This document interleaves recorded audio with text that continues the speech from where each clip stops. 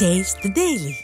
உயர்நீதிமன்ற தீர்ப்பின் அடிப்படையில் முறைப்படுத்தி தமிழ்நாடு சாலை பணியாளர்களுக்கு ஆணை வழங்கிட வேண்டும் என திண்டுக்கல்லில் சாலை பணியாளர்கள் சங்கம் கோரிக்கை விடுத்துள்ளது. திண்டுக்கல்லில் செய்தியாளர்களை சந்தித்த சாலை தமிழ்நாடு நெடுஞ்சாலைத்துறை மாநில செயற்குழு கூட்டம் திண்டுக்கல் பேருந்து நிலையம் அருகே நடைபெற்றது. இக்கூட்டத்தில் சாலை பணியாளர்களுக்கு உயர்நீதிமன்ற தீர்ப்பின் அடிப்படையில் ஆணை வழங்காத திறனற்ற ஸ்டாலின் அரசிற்கு எதிராக கண்டனம் தெரிவிக்கப்பட்டது. விடியா திமுக அரசு உயர்நீதிமன்ற தீர்ப்பை கூட மதிக்காமல் தங்களுக்கு துரோகம் இழைப்பதாக சாலை பணியாளர்கள் சங்கம் குற்றச்சாட்டை முன்வைத்துள்ளது. பணி நீக்க காலத்தை பணிக்காலமாக முறைப்படுத்த வேண்டும் என்று சென்னை உயர்நீதிமன்றத்தில் எமது சங்கத்தின் சார்பாக தொடுக்கப்பட்ட வழக்கில் பணி நீக்க காலத்தை டிவிஷன் பெஞ்ச் தீர்ப்பின் அடிப்படையிலும் முறைப்படுத்த வேண்டும் என்று தமிழக அரசுக்கு உத்தரவிட்டிருந்தது. கடந்த அக்டோபரில் வழங்கப்பட்ட தீர்ப்பை நாளது வரையிலும் நிறைவேற்றாமல் தமிழக அரசு மேல்முறையீடு செய்வதற்குரிய நடவடிக்கைகளை மேற்கொண்டு வருகிறது.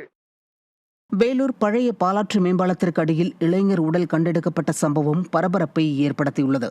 இளைஞரின் உடலில் ஆங்காங்கே இரத்த காயங்கள் இருந்ததால் அடித்து கொலை செய்யப்பட்டிருக்கலாம் என கூறப்படும் நிலையில் உயிரிழந்த இளைஞர் யார், எந்த ஊரை சேர்ந்தவர் என்று விசாரணை நடத்தப்பட்டு வருகிறது. வேலூர் புதிய பேருந்து நிலையம் அருகே டாஸ்மாக் கடை இயங்கி வருவதால் பழைய பாலாற்று மேம்பாலம் பகுதியில் அடிக்கடி கொலை சம்பவங்கள் நடந்து வருவதாக அப்பகுதி மக்கள் குற்றம் சாட்டியுள்ளனர். வேலூர் மாவட்டம் குடியாத்தம் கோபாலபுரம் கெங்கையம்மன் சிரசு திருவிழாவையொட்டி நடைபெற்ற தேர் ஊர்வலத்தின் போது கால்வாயில் சிக்கிய தேர் சக்கரம் மீட்கப்பட்டது. நடுப்பேட்டை காளியம்மன் கோவில் அருகே சாலையோர கால்வாயில் சிக்கிய தேர் ஜேசிபி இயந்திரம் மூலம் மீட்கப்பட்டது. இதையடுத்து சுமார் அரை மணி நேரத்திற்கு பிறகு மீண்டும் தேர் ஊர்வலம் நடைபெற்றது. மதுரை மாவட்டம் திருமங்கலம் அருகே ஆடு மேய்த்துக் கொண்டிருந்த விவசாயி இடித்தாக்கி உயிரிழந்த சம்பவம் சோகத்தை ஏற்படுத்தியுள்ளது.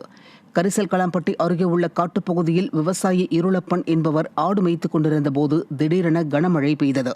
அப்போது இருளப்பன் மீது இடி விழுந்ததில் அவர் சம்பவ இடத்திலேயே பரிதாபமாக உயிரிழந்தார்.